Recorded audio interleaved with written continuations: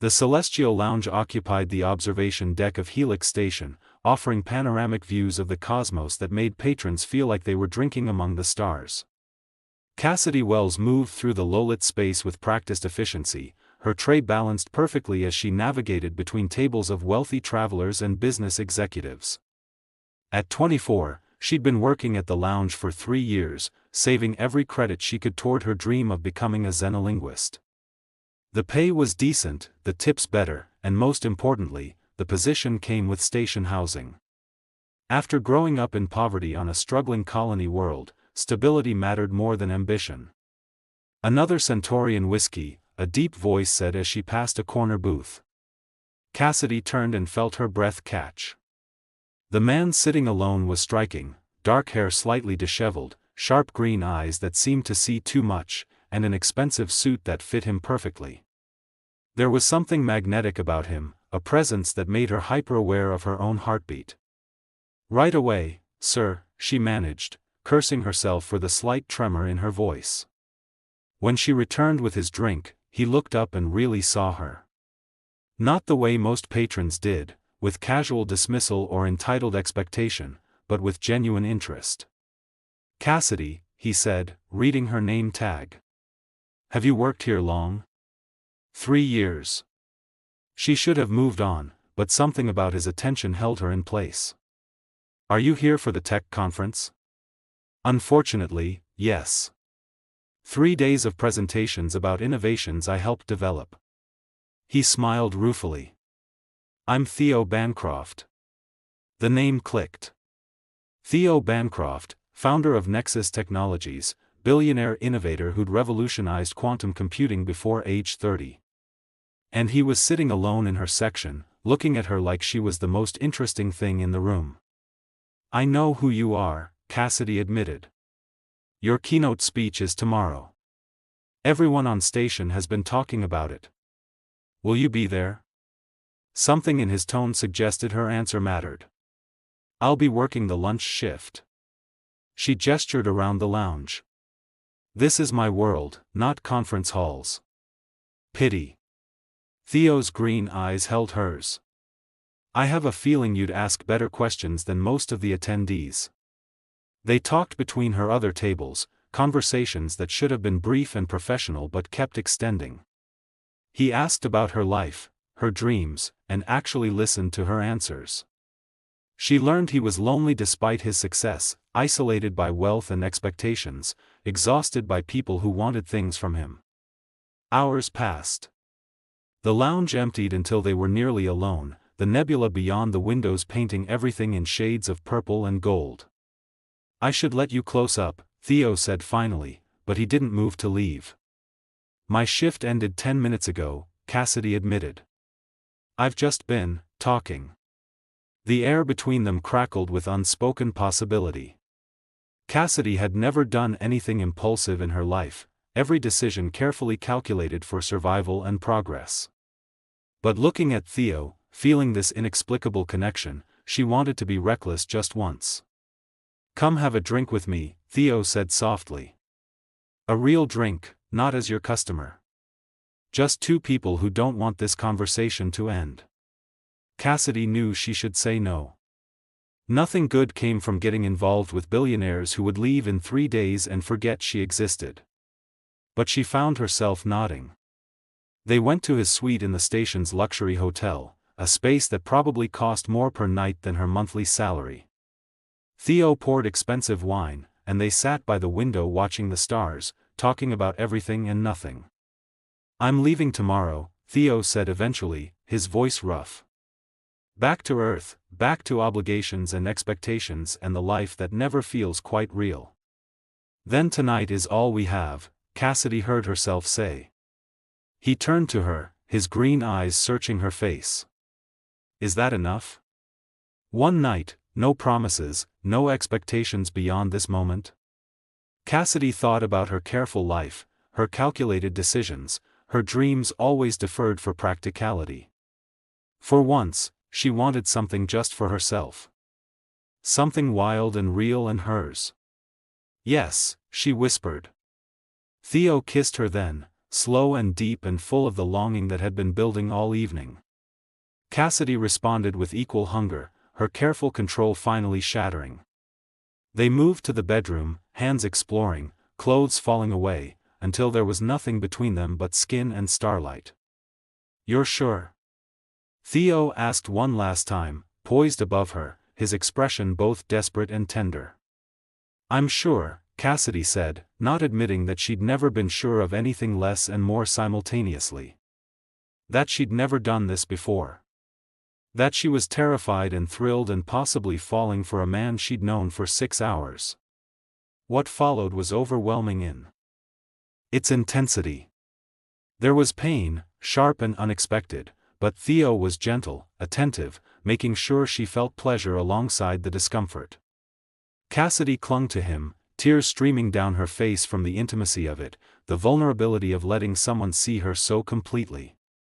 Afterward, they lay tangled together, watching the nebula swirl beyond the windows. Cassidy felt changed on some fundamental level, like she'd crossed a threshold she could never recross. Theo's voice was rough with emotion. "Cassidy, that was extraordinary." She wanted to tell him it was her first time. Wanted to explain why it felt so monumental. But what would be the point? He was leaving tomorrow. This was just one night, exactly as they'd agreed. It was perfect, she said instead, tucking herself closer to his warmth. They made love twice more before dawn, each time slower, more exploratory, learning each other's bodies with growing confidence. As morning light began filtering through the windows, reality crept back in. "I have to go," Theo said, pulling on his clothes with obvious reluctance. "Early shuttle to Earth." "I know." Cassidy wrapped herself in the sheet, watching him. "Thank you. For making me feel seen." He crossed back to the bed, cupping her face in his hands. "Cassidy, he stopped, seeming to struggle with words. "If circumstances were different." "They're not," she said gently, saving him from false promises. "It's okay, Theo." This was enough. He kissed her one last time, soft and lingering and full of goodbye. Then he was gone, the door closing with a finality that echoed in Cassidy's chest. She lay in his bed as morning fully arrived, touching her lips where his kiss still burned. She'd gambled everything on one reckless night with a man she'd never see again. What Cassidy didn't know was that her body was already changing, cells dividing and growing, creating something impossible and miraculous. In 3 months, she would discover that one night had consequences that would bind them together forever. But for now, she allowed herself to simply feel the sweet ache between her thighs, the lingering scent of his cologne on the sheets, the memory of feeling desired and cherished, if only for a few stolen hours. It was enough, she told herself. It had to be enough. 3 months had passed since that night, and Cassidy's life had become unrecognizable. She stood in the cramped bathroom of her station quarters, staring at the 3rd positive pregnancy test with numb disbelief. This couldn't be happening. They'd used protection. She'd been careful. But apparently, the universe had other plans. The nausea that had plagued her for weeks suddenly made terrible sense. So did the exhaustion, the tender breasts, the way certain smells made her gag. She was pregnant with Theo Bancroft's child, and she had no idea how to reach him beyond the corporate contact information that led to assistance and automated responses. She tried once, 2 weeks after he left, when she couldn't stop thinking about him. His assistant had been polite but dismissive, explaining that Mr. Bancroft received countless messages from admirers and didn't have time to respond personally. Cassidy had hung up, humiliated, understanding the reality. She was just another conquest to him, forgettable despite how earth-shattering that night had been for her. Now, carrying his child, she felt panic clawing at her throat. The medical costs alone would bankrupt her. Station regulations required pregnant employees to disclose their condition, and many employers terminated rather than deal with maternity accommodations. She needed help desperately, but pride kept her from trying to contact Theo again. She wouldn't be another woman claiming pregnancy to trap a billionaire. The next morning, Cassidy visited the station's public health clinic, where she was referred to Dr. Shiva, a specialist in complicated pregnancies. When Cassidy entered the examination room, she found herself facing a woman whose purple skin shimmered slightly under the medical lights, marking her as Etherian, one of the newer species to join the Galactic Alliance. "Miss Wells," Dr. Shiva said, her voice melodic with the characteristic Etherian accent. "Let's see what we're working with." The examination was thorough and increasingly concerning. Dr. Shiva's expression grew more puzzled as she studied the scan results, finally turning to Cassidy with violet eyes that held both fascination and worry. "Your pregnancy is progressing normally, but there are some unusual genetic markers," Dr. Shiva said carefully. "Cassidy, what do you know about your family medical history? Specifically, your mother's side?" "Not much. My mother died when I was young. She came from a frontier colony that was destroyed in a mining accident." Cassidy's throat tightened. "Why? Is something wrong with the baby?" "Not wrong, exactly. Just, unique." Dr. Shiva pulled up holographic displays showing complex genetic structures. "Your child carries markers that suggest mixed heritage. Human and Etherian." Cassidy stared at her. "That's impossible. I'm human. The father is human." "You're partially human," Dr. Shiva corrected gently. "These scans suggest you carry dormant Etherian genes, likely from your mother. It's not uncommon, many frontier colonies had Etherian settlers before formal first contact. The genes can remain inactive for generations until triggered by pregnancy." The room spun. "My mother was part alien?" "Part Etherian, yes. And your daughter, because you're carrying a girl, will express those genes more visibly. She'll be healthy, but she'll need specialized medical care throughout your pregnancy and after birth." Dr. Shiva's expression softened. "Cassidy, this is going to be expensive. Do you have insurance? Family support?" "No," Cassidy whispered. "I'm alone. The father doesn't know, and I won't trap him with this." Dr. Shiva was quiet for a moment, then made a decision. "I'm going to help you. Pro bono. Because what you're carrying is precious, a bridge between species, proof that we're more compatible than anyone imagined. But Cassidy, you need to tell the father. He deserves to know, and you need support." "He's a billionaire," Cassidy said bitterly. "I'm a waitress he spent one night with. His assistant already dismissed me as a nobody. How do you think he'll react to pregnancy claims? Then we document everything. Medical records, genetic testing, timeline verification. We build an undeniable case, and then you try again." Dr. Shiva's hand covered Cassidy's. "You don't have to do this alone." Over the following weeks, Cassidy tried. She sent messages with medical attachments, called repeatedly, even attempted to reach Theo's personal contacts. Every attempt was blocked by his assistant, Marcus Chen, who finally sent a terse message: "Mr. Bancroft is aware of the fraudulent pregnancy claim. Further harassment will result in legal action." Fraudulent. The word gutted her. Theo thought she was lying, scamming him. He'd never even seen the messages, never knew she was really pregnant with his child. Pride and desperation warred within her. She stopped trying to reach him and focused on survival. Dr. Shiva continued providing care, but the pregnancy complications mounted. Cassidy's Etherian genes were awakening, causing unpredictable symptoms and requiring expensive medications. Her employer fired her when she couldn't hide her condition any longer, and station housing evictions followed unemployment. Dr. Shiva found her a tiny room in the station's lower levels, the kind of place that rented by the week to desperate transients. Cassidy took dangerous jobs, hauling cargo in the station's industrial sector, cleaning waste reclamation systems, anything that paid cash and didn't ask questions about pregnant employees. "You're going to hurt yourself," Dr. Shiva warned during one checkup, noting Cassidy's exhaustion and weight loss despite the growing baby. "Cassidy, please. Let me contact the father directly. No, Cassidy said stubbornly. He made it clear what he thinks of me. I won't beg. But as her 6th month approached, her body began failing under the strain. The Aetherian genes were demanding nutrients she couldn't afford, and the baby was growing at an accelerated rate.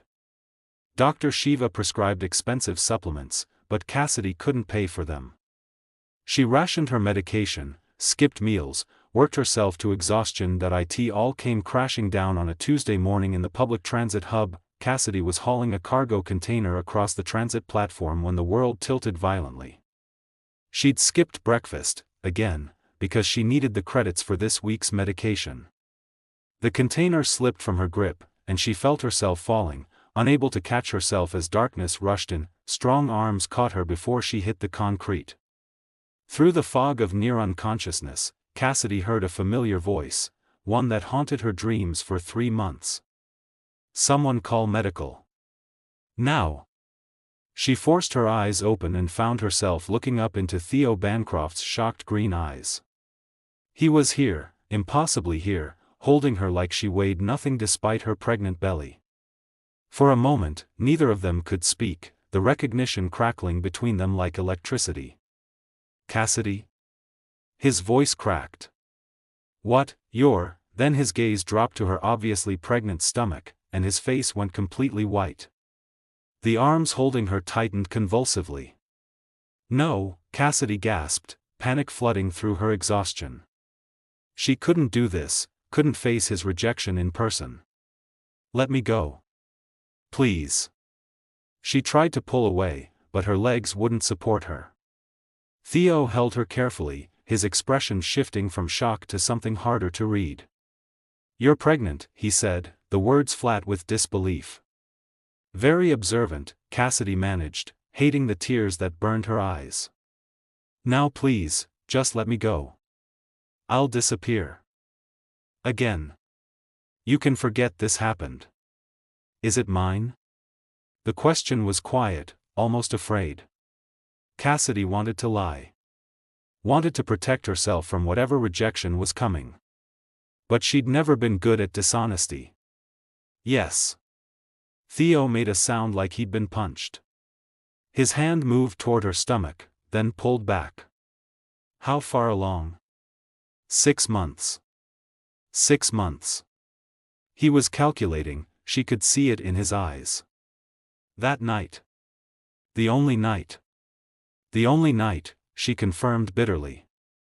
Surprise. I tried to tell you, but your assistant was very clear about what you thought of fraudulent pregnancy claims. His face went even paler. Marcus blocked you? I never, Cassidy, I didn't know. I swear to you, I didn't know. It doesn't matter now. She was crying properly, exhaustion and hormones and heartbreak overwhelming her careful control. I'm handling it. I don't need anything from you. Handling it? His voice rose slightly. Cassidy, you just collapsed hauling cargo while 6 months pregnant. That's not handling it, that's slowly killing yourself. What choice do I have? She shot back. I lost my job, my housing. Medical care for this pregnancy costs a fortune because apparently I'm part Aetherian and the baby is. She stopped, realizing she was revealing too much. The baby is what? Theo demanded. Cassidy, talk to me. Please. Mr. Bancroft, step back. Dr. Shiva's voice cut through the gathering crowd. The purple-skinned physician pushed through with a medical kit, her violet eyes blazing as she took in the scene. Cassidy needs immediate care. I'm not going anywhere, Theo said firmly, though he shifted to give Dr. Shiva space. I'm the father. I have a right to know what's happening. Dr. Shiva's gaze moved between them, assessing. You're Theo Bancroft. The one she couldn't reach. The one whose assistant blocked her messages, apparently. His jaw tightened. What's wrong with Cassidy? What did she mean about being part Aetherian? Perhaps this conversation should happen somewhere private, Dr. Shiva said, injecting something into Cassidy's arm that immediately made the dizziness recede. "Can you walk, Cassidy?" "I think so." With Theo and Dr. Shiva supporting her, Cassidy made it to a nearby medical bay. The whole time, she was hyper-aware of Theo's presence beside her, the warmth of his hand, the expensive scent of his cologne, the way he kept looking at her stomach with an expression she couldn't decipher. In the private examination room, Dr. Shiva pulled up Cassidy's medical files while Theo listened with growing horror. The genetic revelations about Cassidy's heritage. The complex pregnancy requirements. The mounting medical costs. Cassidy's job loss and desperate attempts to survive. "And you tried to tell me," Theo said when Dr. Shiva finished, his voice hollow. "You tried, and Marcus blocked you. He told you I thought you were lying." "He said you were aware of the fraudulent claim," Cassidy said quietly. "That further contact would result in legal action." Theo's hands clenched into fists. "I'm going to destroy him. Marcus has been with me for 5 years, and he stopped, taking a shaking breath. "Cassidy, I'm so sorry. If I'd known, I would have been here. I would have helped." "Would you?" She couldn't keep the bitterness from her voice. "Or would you have thought I was trying to trap you like your assistant assumed?" He looked at her for a long moment. "I spent 2 months trying to find you after that night. I went back to the lounge, but you'd switched shifts. I left messages with your manager that were never delivered. I hired an investigator, but you'd used your employee number, not your full name on the work schedule." He ran a hand through his hair. "I thought you didn't want to be found. That it really was just one night for you." Cassidy stared at him. "You looked for me? I couldn't stop thinking about you. That night was..." He stopped, seeming to struggle with words.